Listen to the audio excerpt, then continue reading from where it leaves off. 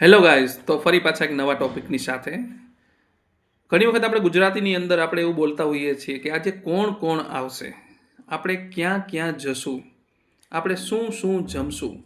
તો જ્યારે આવા શબ્દો આપણે ગુજરાતીની અંદર રિપીટ કરતા હોઈએ છીએ તો શું ઇંગ્લિશમાં રિપીટ કરવાનું? જેમ કે હું છે તો ને 2 વખત લખવાનું, વોટ છે ને 2 વખત લખવાનું?